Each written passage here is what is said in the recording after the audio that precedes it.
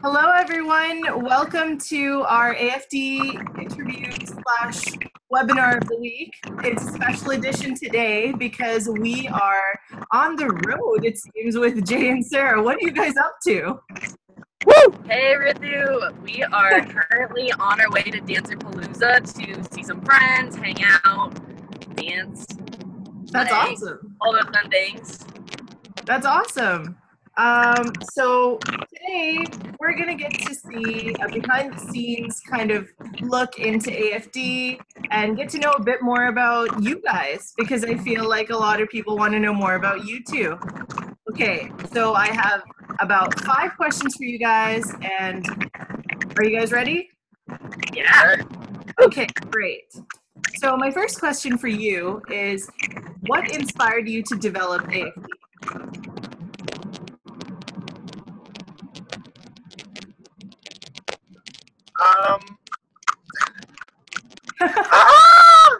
So just to give a little bit of context, Okay. Sarah and I, we met while we were both studying theater in New York. And at the time, I was deep in my training, and Sarah was in her training. And we met through a dance friend, and Sarah invited me to come see her dance show, her dance performance. And the reality is, this is actually what Acting for Dancers started, because she asked me straight out after the performance of the crowd, she said, "What did you think?" And that was the beginning of Acting for Dancers, because I had to tell her honestly what I thought. And it was not good things. It was not good no, I wouldn't say it wasn't. It was good things. And it was constructive, and it helped you as a dancer, as an artist, and that is how Acting for Dancers began. Yeah. And that was 12 years ago. And no, so it was more than 12 years ago. No, 12. So it was 12 years ago, and that journey together, as I supported her from an acting, metaphysical, body breath, body energy standpoint, as I helped her develop her process as a dancer, as she journeyed on and began teaching, it kind of said, "Jay, listen, I'll give it to you." Basically, I started running into this wall when I was teaching that, I didn't have the skill set to help the young artists break through. Mm-hmm. And the majority of it was a mental, metaphysical storytelling, all of these things that they had helped me with. I was like, you need to come and help my students because they need you. And so we just decided to do a 1-day Acting for Dancers workshop. Yeah. And hope people came. And that was it. And that was 5 years ago that we started that journey. Wow. And awesome. It was sold out and a blast, and it really, really helped the kids. It did exactly what, I don't know if it's exactly what I wanted is the right term, but it exceeded my expectations of how it could help them as not only artists, but people. No, that's awesome. It's really interesting to see your guys' perspective on it, because I've been talking with so many people that have been through the program, so it's nice to see where it all began. So just like the dancers that kind of went through AFD, what would you say are some of your greatest breakthroughs from AFD as creators and developers of the program? I think overall it's really cool to see the kids walk into the room on day one, the morning of day one, a little bit nervous, not sure what to expect for the people that are experiencing it for the first time. And to see them then walk out the door on Sunday afternoon with just big, huge smiles on their faces. They feel empowered. They feel like they have some skills to actively pursue the art of storytelling.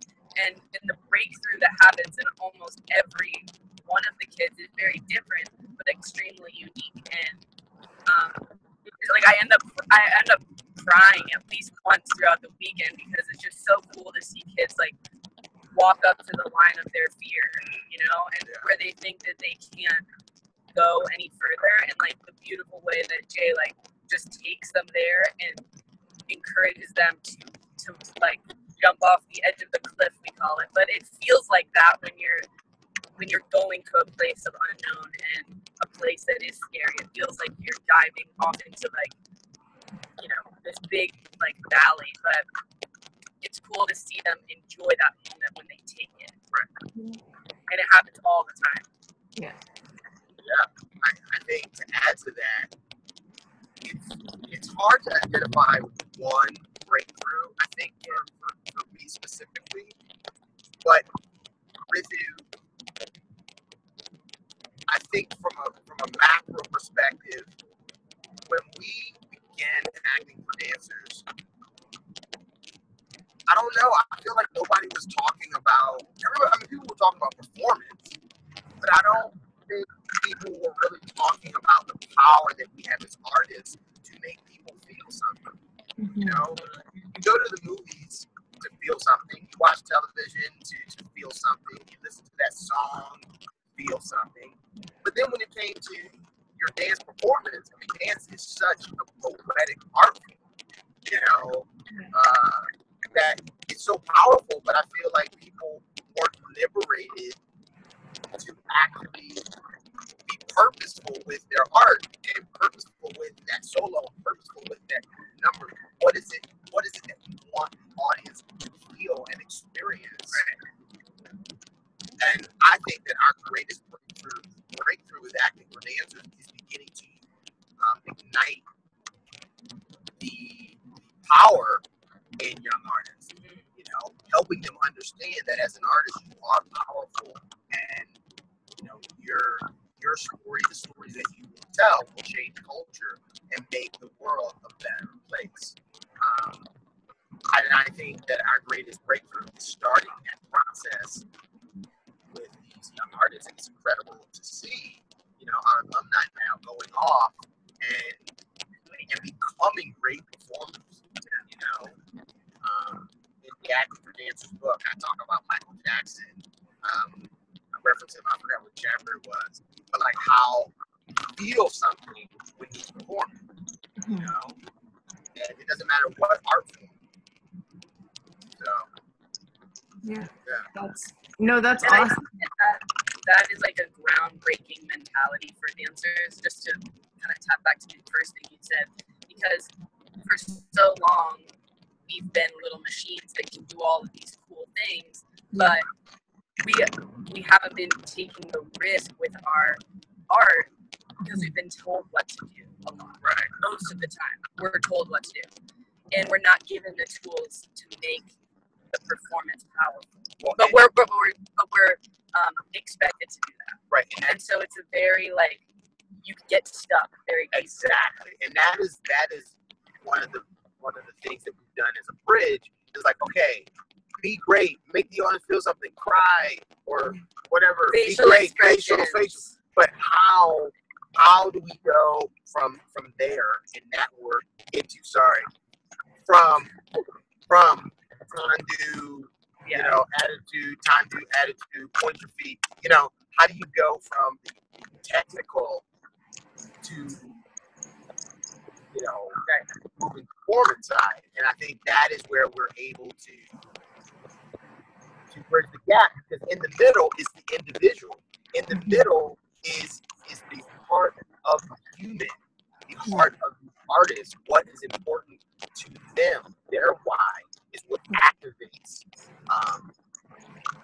you know, the deeper side of what we're doing here. Because as humans, we don't just exist in the physical body, but also in the spiritual realm. So we really bring in all of that work and breathe deeply and tapping into your own powerful imagination. And it's amazing when people discover that because they feel like, or at least a spectrum of it. yeah, it's like dancers dance with their, you know, a lot of them when we get to work with them, they're dancing with their minds off. Yeah. You know, it's like they just kind of like their body. More than just the body, it's the mind too. Yeah, they just kind of do the moves. Yeah, they do the moves. They do the motions, but they have not engaged their imagination. Yeah. And so they're really not bringing their whole self to the work. Yeah. This kind of actually makes me wish that I was a dancer so that I could actually like go through this, because I feel like in terms of my art, I've been going through the journey of actually learning more and connecting more internally and externally. But I feel like with dance, it's a whole other thing because you're using your entire body to do all these things. But sorry. That's okay.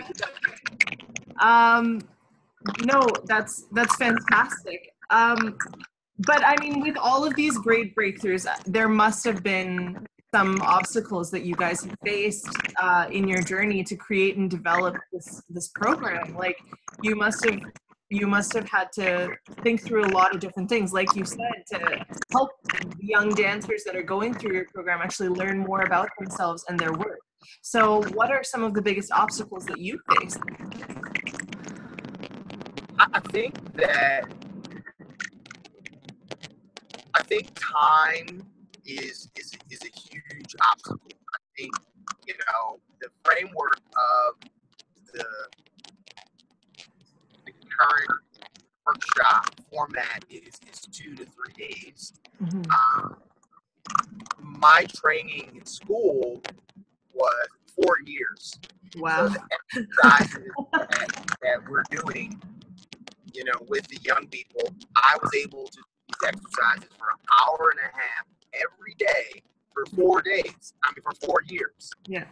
You know, we only have 3 days. Yeah. 2 days. And potentially, you know, we see them multiple times a year sometimes, but I think our largest challenge is just the format. Yeah. Format and it's like we only can scratch the surface, you know. So I think acting for dancers, it really does become about the inspiration, because you kind of have to scratch the surface, get them excited, Yeah. keep learning, you know. But unfortunately, we can't do the whole journey because it's a lifetime, right? You know, we just kind of have to get them going. And curious and asking questions about their own personal, you know, journey and how to add more to what they've scratched, you know, through AFD.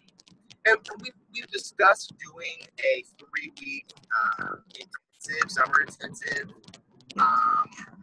and a lot of people have asked, you know, for that. Advanced students that really are gifted, you know, they're looking for those opportunities to go deeper. So, you know, things are in the works for those longer format opportunities, but people are so busy and the young dancers are so busy with performances and traveling. It's a lot. Yeah, totally.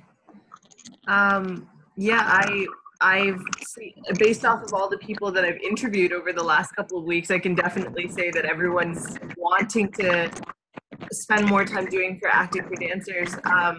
I think based off of everything that you've said and, you know, the whole time crunch that you were talking about, I find that the way that acting for dancers is right now, in terms of the way the program is structured, it feels more like a catalyst in the start of their journey towards figuring themselves out and their emotions as dancers, right? That's correct. Yeah. And so obviously, you know, there are some great breakthroughs that have happened, and you've talked about the obstacles of time, but who would you say inspired you, or is one of the biggest inspirations for helping develop this, aside from, you know, what actually inspired you to do it? who would you say inspired you and why?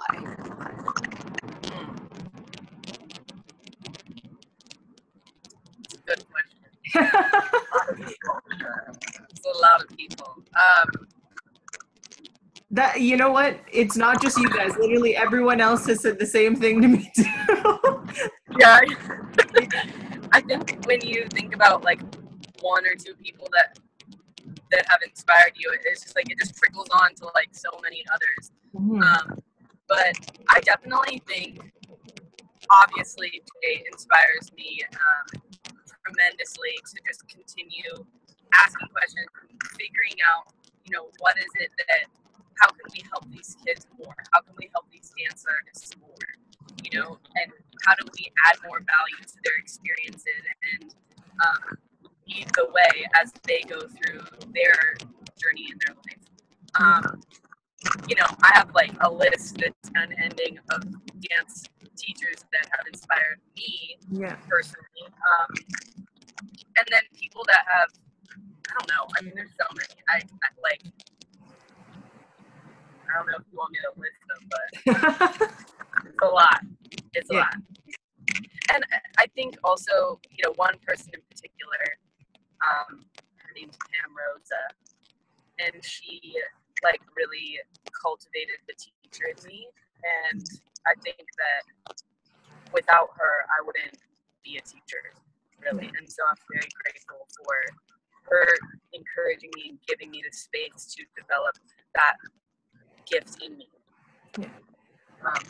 For sure. She's the owner of Harbor Dance Center in Vancouver. Oh, awesome. So, all my teachers, Pam, Jay. So many people. And then a lot of, go ahead. I was going to say, there are numerous people. I was just going to say, circumstantially, I grew up, I had a tough childhood because of, a broken home situation, because I was dyslexic, because I grew up, single mom. It was tough. And I had to use my imagination to survive. Like, it was my only hope. Because if I looked around and I assumed that my life was always going to be what it is today, I would have died. Like, I just would not have made it. And it was my imagination that gave me freedom, the pain of where I was as a child. And, for me, when I'm teaching, I'm always thinking that, wow, one of these young artists could be me when I was a kid. And that is kind of what keeps me going. It's that, one of these young people, this is their opportunity to really be connected to themselves, that could carry them through their life. It's that catalyst, like you said. It's a great word. So that's kind of, that's not a person, but that is something that I always keep in mind. As a human being, believe in the power of art. And I believe in the power of artistry. And I think that's why I do it. No, that's a great reason. I find that most of the time when we end up doing the things that we do, it's not necessarily because of one person, but it's because of the person that we impact right then and there, right? And it's so great over the last couple of years seeing you guys grow in AFD and other things too, and getting to know all these people over the last few weeks, interviewing them and learning how they feel about AFD and how much it's changed their life. And don't worry, Sarah, when I spoke to Jennifer like a couple of weeks ago, she was just saying, she's like, I don't even know who to say is my biggest inspiration, because there are so many people in our life, And I feel like if I said any names, I would be missing so many. So I'm just like, So we are on to our final question. I know, sad days.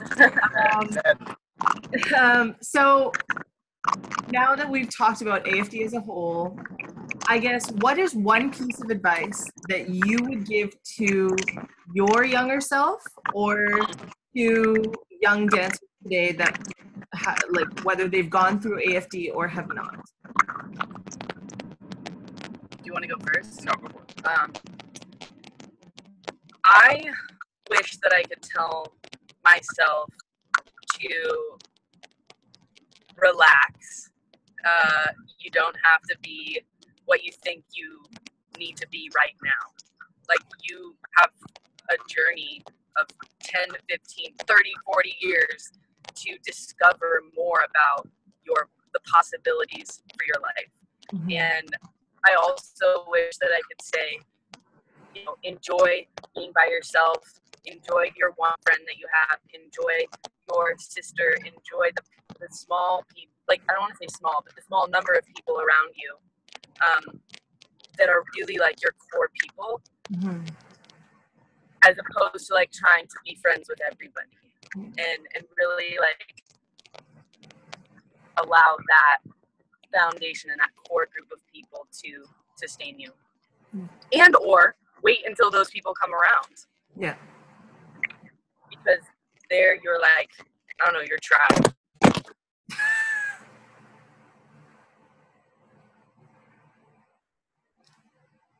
We're having some technical difficulties. I don't know what just happened. I can't see you.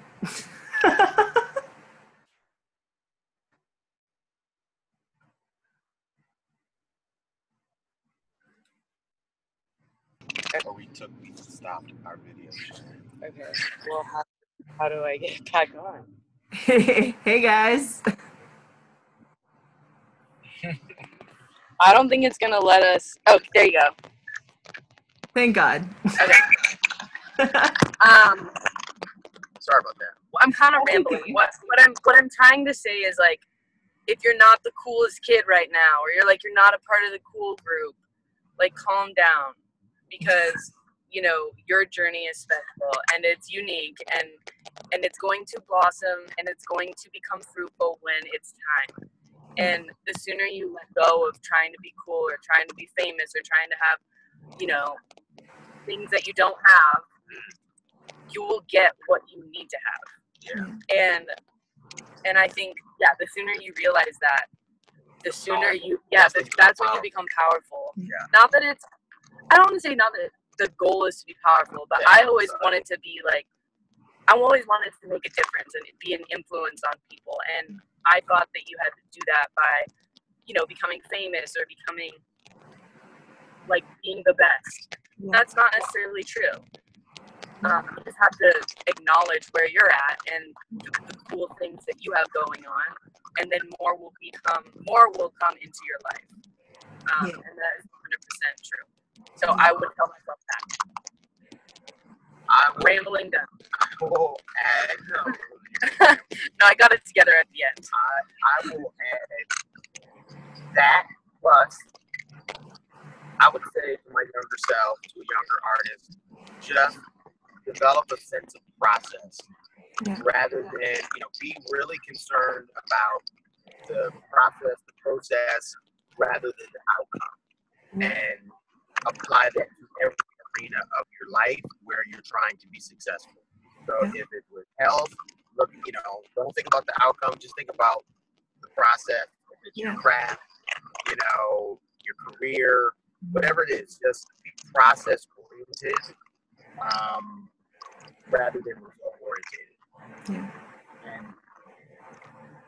that's what I would say. And I don't want to ramble, but I do want to say this one thing. Like, I so badly wanted to be famous, which I really didn't want to be famous just because I grew up poor. I wanted to be rich. Yeah. But then when I tried to go become rich, then I really, really failed. And then I realized, that's not really what I wanted. Yeah.